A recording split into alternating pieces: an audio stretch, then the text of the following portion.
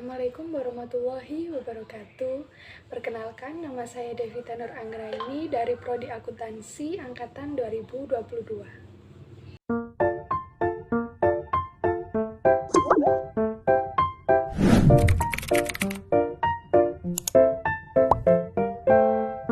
Di sini saya akan menjelaskan sedikit materi tentang hakikat pendidikan kewarganegaraan. Secara etimologis, pendidikan kewarganegaraan berasal dari kata pendidikan dan kata kewarganegaraan.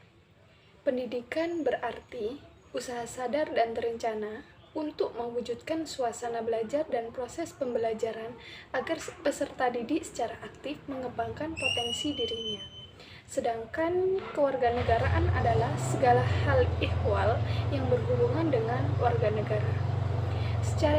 Secara yuridis, pendidikan kewarganegaraan dimaksud untuk membentuk peserta didik menjadi manusia yang memiliki rasa kebangsaan dan cinta tanah air. Secara terminologis, pendidikan kewarganegaraan adalah program pendidikan yang berintikan demokrasi, politik diperluas dengan sumber-sumber pengetahuan lainnya. Pengaruh-pengaruh positif dari pendidikan, sekolah, masyarakat, dan orang tua. Kesemuanya itu diproses guna melatih para siswa untuk berpikir kritis, analitis, bersikap, dan bertindak demokratis dalam mempersiapkan hidup demokratis berdasarkan Pancasila dan Undang-Undang Dasar 1945. Negara perlu menyelenggarakan pendidikan kewarganegaraan karena setiap generasi adalah orang baru yang harus mendapat pengetahuan, sikap, nilai, dan keterampilan agar mampu mengembangkan warga negara yang memiliki watak atau karakter yang baik dan cerdas untuk hidup dalam kehidupan bermasyarakat, berbangsa, dan bernegara sesuai dengan demokrasi konstitusional. Secara historis, PKN di Indonesia awalnya diselenggarakan oleh organisasi pergerakan yang bertujuan untuk membangun rasa kebangsaan dan cita-cita Indonesia merdeka. Secara sosiologis, PKN Indonesia dilakukan pada tataran sosial kultural oleh para pemimpin di masyarakat yang mengajak untuk mencintai tanah air dan bangsa Indonesia. Secara politis, PKN Indonesia lahir karena tuntutan konstitusi atau UUD 1945 dan sejumlah kebijakan pemerintah yang berkuasa sesuai dengan masanya. Pendidikan kewarganegaraan senantiasa menghadapi dinamika perubahan dalam sistem ketatanegaraan dan pemerintah serta tantangan kehidupan berbangsa dan bernegara. PKN Indonesia untuk masa depan sangat ditentukan oleh pandangan bangsa Indonesia, eksistensi konstitusi negara, dan tuntutan dinamika perkembangan bangsa.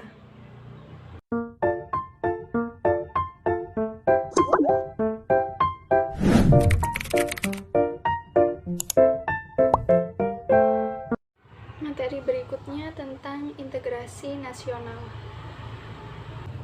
Integrasi nasional berasal dari kata integrasi dan nasional. Integrasi berarti memberi tempat dalam suatu keseluruhan. Dalam Kamus Besar Bahasa Indonesia, integrasi berarti pembaharuan hingga menjadi kesatuan yang bulat dan utuh. Kata nasional berasal dari kata nation yang berarti bangsa sebagai persekutuan hidup manusia. Integrasi nasional merupakan proses mempersatukan bagian-bagian, unsur atau elemen yang terpisah dari masyarakat menjadi kesatuan yang lebih bulat sehingga menjadi satu nation atau bangsa. Jenis-jenis integrasi mencakup 1. Integrasi bangsa, 2. Integrasi wilayah, 3. Integrasi nilai, 4. Integrasi elit massa, 5. Integrasi tingkah laku. Dimensi integrasi mencakup integrasi vertikal dan horizontal, sedangkan aspek integrasi meliputi aspek politik, ekonomi, dan sosial budaya. Integrasi berkebalikan dengan disintegrasi. Jika integrasi menyiratkan adanya keterpaduan, kesatuan, dan kesepakatan atau konsensus, sedangkan disintegrasi menyirat adanya keterpecahan, pertentangan, dan konflik. Model integrasi yang berlangsung di Indonesia adalah model integrasi Imperium Majapahit, model integrasi kolonial, dan model integrasi nasional Indonesia. Pengembangan integrasi dapat dilakukan melalui 5 strategi atau pendekatan, yakni adanya ancaman dari luar, gaya politik kepemimpinan, kekuatan lembaga politik, ideologi nasional, kesempatan pembangunan ekonomi. Integrasi bangsa diperlukan guna membangkitkan kesadaran dan identitas bersama, menguatkan identitas nasional, dan membangun persatuan bangsa.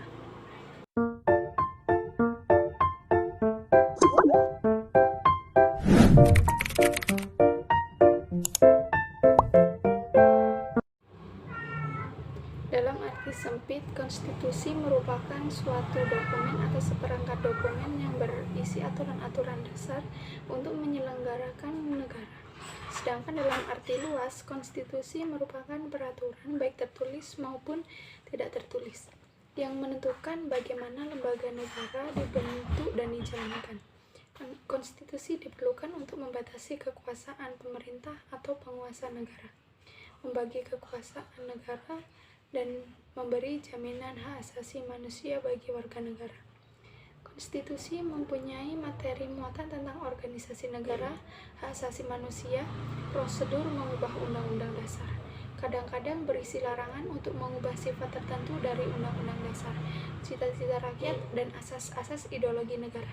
Pada awal reformasi, adanya tuntutan perubahan UUD 1945 didasarkan pada pandangan bahwa Undang-Undang 1945 belum cukup memuat landasan bagi kehidupan yang demokratis, pemberdayaan rakyat, dan penghormatan terhadap hak asasi manusia. Di samping itu, dalam tubuh UUD 1945 terdapat pasal-pasal yang menimbulkan penafsiran beragam dan membuka peluang bagi penyelenggara negara yang otoriter, sentralistik, dan tertutup. Dalam perkembangannya, tuntutan perubahan UUD 1945 menjadi kebutuhan bersama bangsa Indonesia. Oleh karena itu, MPR melakukan perubahan secara bertahap dan sistematis dalam 4 kali perubahan. Keempat kali perubahan tersebut harus dipahami sebagai satu rangkaian dan satu kesatuan.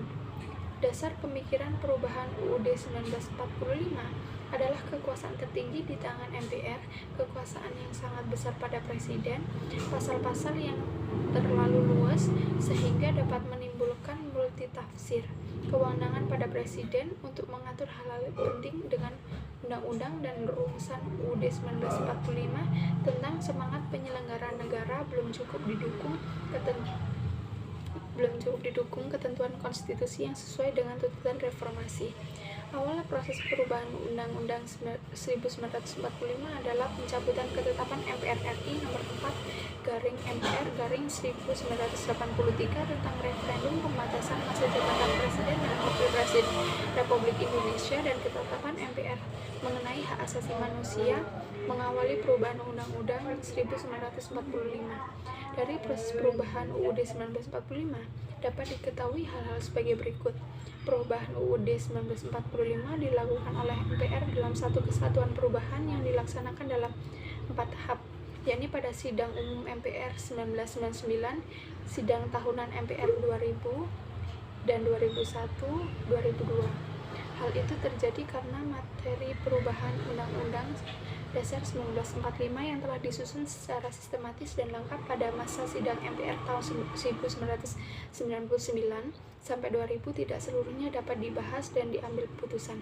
Hal itu berarti bahwa perubahan UUD 1945 dilaksanakan secara sistematis berkelanjutan karena senantiasa mengacu dan berpedoman pada materi rancangan yang telah disepakati sebelumnya. Undang-Undang Dasar 1945 menempati urutan tertinggi dalam jenjang norma hukum di Indonesia. Berdasarkan ketentuan ini, secara normatif, undang-undang isinya tidak boleh bertentangan dengan UUD. Jika suatu undang-undang isinya dianggap bertentangan dengan UUD, maka dapat melahirkan masalah konstitusionalis undang-undang tersebut. Warga negara dapat mengajukan pengujian konstitusionalitas suatu undang-undang kepada Mahkamah Konstitusi.